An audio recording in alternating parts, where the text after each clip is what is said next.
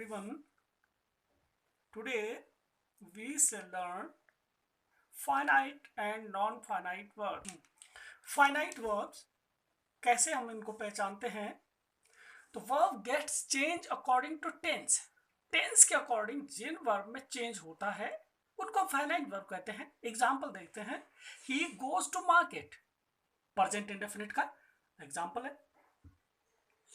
He went to market past indefinite. He has gone to market. कहने का मतलब कि अगर ये इस फॉर्म में चेंज हुआ है तो ये फाइनाइट का एग्जाम्पल है. सेकेंड जो हम पहचानेंगे कि फाइनाइट वर्ब कौन सी होती है तो उसमें कहेंगे हम कि verb gets change according to singular और प्लूरल नंबर और नंबर ये कह सकते हैं. तो he has written a letter.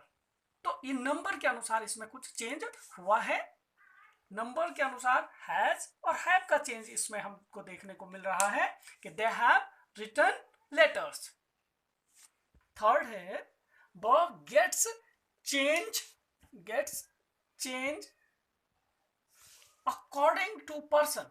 Person के अनुसार जिसमें चेंज हो रहा है तो पर्सन के अनुसार ही राइट्स, यू राइट. और सेकंड पर्सन के हमने यहाँ पर एग्जांपल लिए हैं. अगर फर्स्ट पर्सन भी होगा तो आई राइट. अब हम इसको डिफाइन करते हैं. तो डिफाइन करेंगे तो having a specific tense, number and person. जब इसमें क्या हो जाएगा, स्पेसिफिक टेंस होगा और नंबर होगा तो ये हमारी फाइनाइट वर्ब होगी. अब फाइनाइट के बाद हम पढ़ते हैं नॉन फाइनाइट, जिसको हम इन्फिनिटिव भी कहते हैं. और ये दो प्रकार से हम इसका यूज करते हैं, सिंपल इन्फिनिटिव और क्वालिफाइंग इन्फिनिटिव.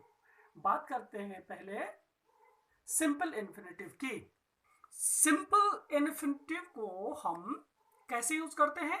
तो as the subject of a verb, verb को सब्जेक्ट के रूप में यूज करते हैं. जैसे टू एर इज ह्यूमन. एर जो है वो क्या है, वर्ब है, लेकिन हम उसको सब्जेक्ट के तौर पर यूज कर रहे हैं.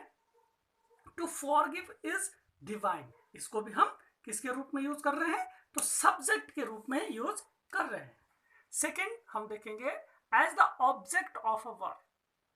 वर्ब का जो ऑब्जेक्ट है उस रूप में हम इसको यूज कर रहे हैं कि I like to play games. I like to play games. To play games तो ये हमारा ऑब्जेक्ट है. He likes to read. To read हमारा क्या है, ये नॉन फाइनाइट वर्ब है. थर्ड है as the object of a preposition. Preposition का जो ऑब्जेक्ट होगा उसके रूप में हम इसको करेंगे कि आई एम अबाउट टू गो.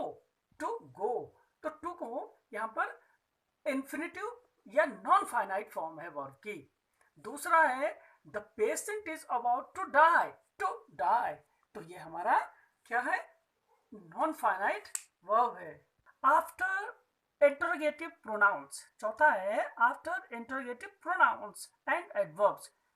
जो हमारे इंटरोगेटिव प्रोनाउंस है उसके पीछे जब ये यूज किया जाता है तो ये टू लगने के बाद तो ये भी हमारा क्या हो जाता है, नॉन फाइनाइट होगा. देखिए I do not know how to swim. How to swim. अब ये प्रोनाउन है हमारा, इंटरोगेटिव है, इससे हम प्रश्न भी पूछते हैं. To swim. He does not know where to go. Where to go तो उसके बाद लगा है. तो ये इसकी कुछ कंडीशंस हैं. अब देखेंगे हम क्वालिफाइंग इन्फिनिटिव. क्वालिफाइंग जो इन्फिनिटिव है वो कहाँ कहाँ किस तरह से यूज होता है? To qualify the noun. Noun को क्वालिफाई करने के लिए होता है. He had no food to ईट.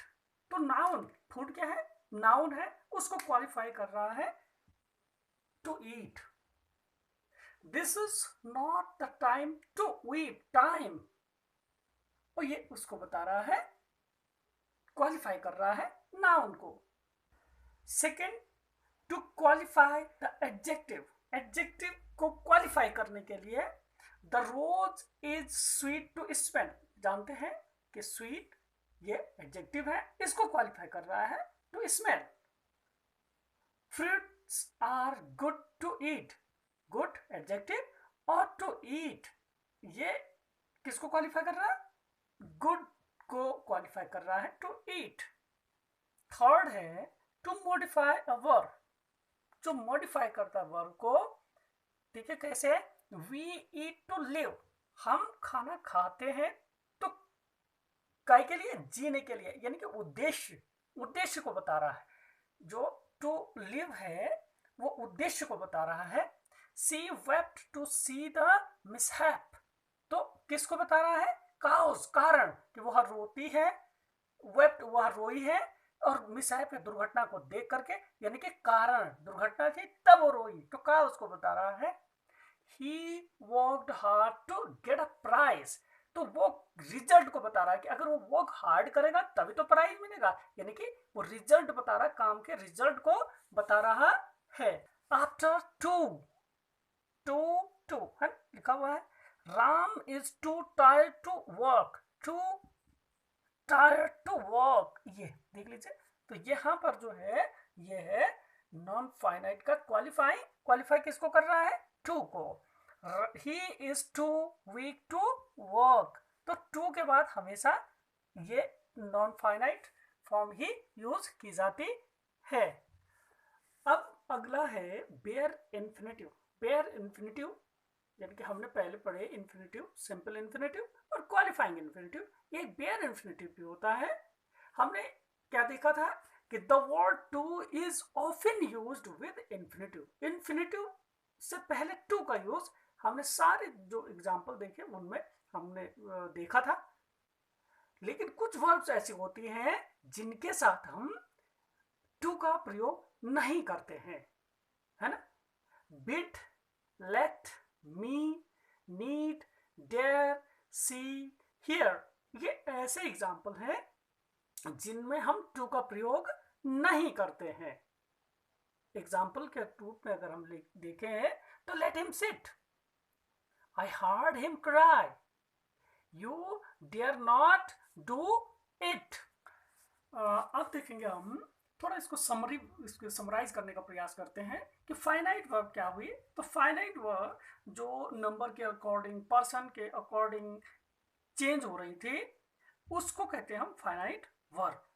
उसके बाद था non finite verbs. Non finite verb को भी हमने देखा कि वो दो प्रकार की थी, सिंपल इन्फिनेटिव और क्वालिफाइंग इन्फिनेटिव। और इसके बाद देखा हमने बेयर इन्फिनेटिव, जिसमें हमने ये देखा कि इनकी कंडीशन क्या क्या है, कहाँ कहाँ हम इसको लगाते हैं, ये सब हमने देखा। हमने जो सब ये देखा, जरूर उम्मीद करते हैं कि आपको अच्छी लगी होगी वीडियो। जरूर आप लाइक शेयर कीजिए, सब्सक्राइब कीजिए चैनल को। आपका बहुत बहुत आभार।